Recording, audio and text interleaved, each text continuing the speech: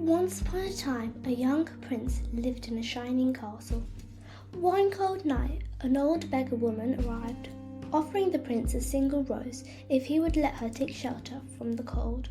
But because of her ugliness, he turned her away. Suddenly, she changed into a beautiful enchantress. Because the prince was selfish, the enchantress turned him into a terribly ugly beast. Then she gave him a magic mirror and a rose, telling him that it would bloom until his 21st year. To break the spell, he must love another and earn that person's love before the last petal fell. In a small village nearby, a beautiful young woman named Belle hurried through town. She greeted the people, then rushed to her favourite shop, the bookstore.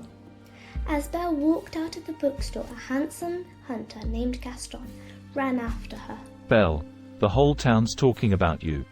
It's not right for a woman to read. It's about time you got your nose out of those books and paid attention to more important things, like me. Belle tried to get away without being rude, but Gaston's friend Le Fou joined them and began to insult Maurice, her father, who was an inventor.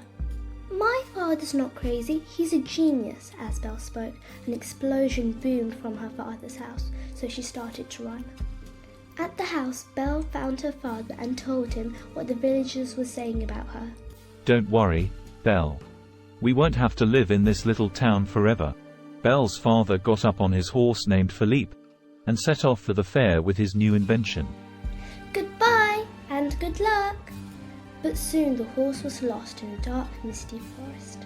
As Maurice paused to look around, he saw two yellow eyes staring out of the darkness. Terrified, Maurice ran through the forest with the wolves behind him. When he reached a tall, heavy gate, he dashed inside, slamming the gate on the wolf, whose sharp teeth snapped at his leg. Maurice turned around to see a grand castle. Hello, I've lost my horse, and I need a place to stay for the night. Of course, sir. Maurice turned around. He could see no one. Then he looked down and saw a big wall clock with a cold, frowning face. Beside him was a smiling candle stand. Maurice grabbed the clock and examined it. As the wall clock protested, the candle stand led Maurice into the sitting room. Suddenly, the door opened and a voice boomed. In the shadows was a large, ugly figure. Please, I need a place to stay. I'll give you a place to stay. The beast grabbed Maurice and pulled him out of the room.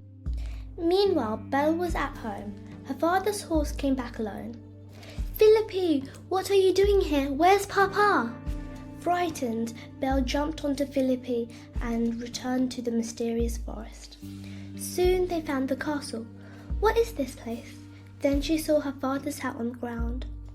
Belle hurried inside the gloomy castle and wandered down the wide, empty corridors. Without noticing the magical things, Belle continued to search for her father. Finally, Belle discovered Maurice locked in a tower. "Papa, we must get you out of there!"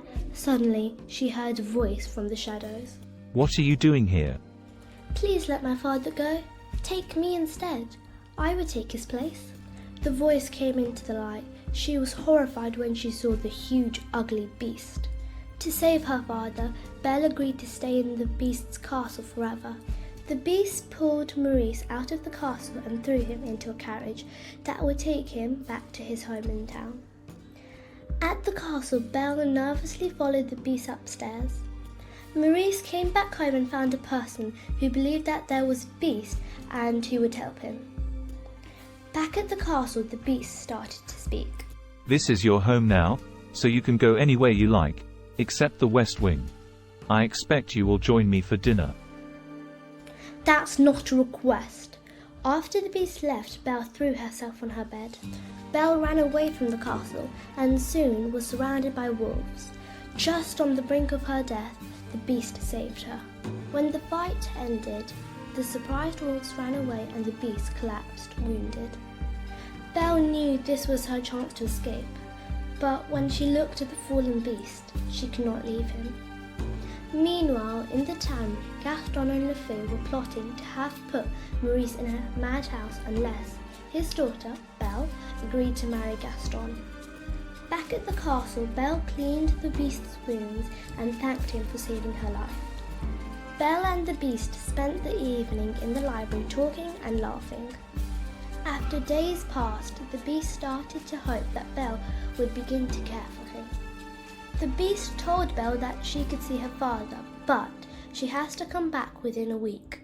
Heartbroken, the beast watched as Belle climbed on Philippi and rode away. When she found her poor father in the forest, Belle took him to their cottage so that she could nurse him back to health. There was a knock. It was Mr. Arcue. He had come to take her father to his madhouse. LeFou had convinced the villagers that Maurice was crazy because he was always talking about some terrible beast. Gaston said that if Belle married him, her father would not be in the madhouse. Belle said no, and Gaston got so angry that he accidentally fell off the cliff. Belle had forgot that she was supposed to return to the beast by a week, and on the 8th day she rushed back and saw the beast wounded and collapsed. She ran to him, held him in her arms. "No, please, I love you." Slowly the beast opened his eyes, and in astonishment he watched his paws change into hands. Then they watched happily as Cogsworth, the wall clock, Lumiere, the candle stand, Chip, Mrs. Pot, and all the other servants once again became human. True love had finally broken the spell, and everyone danced for joy.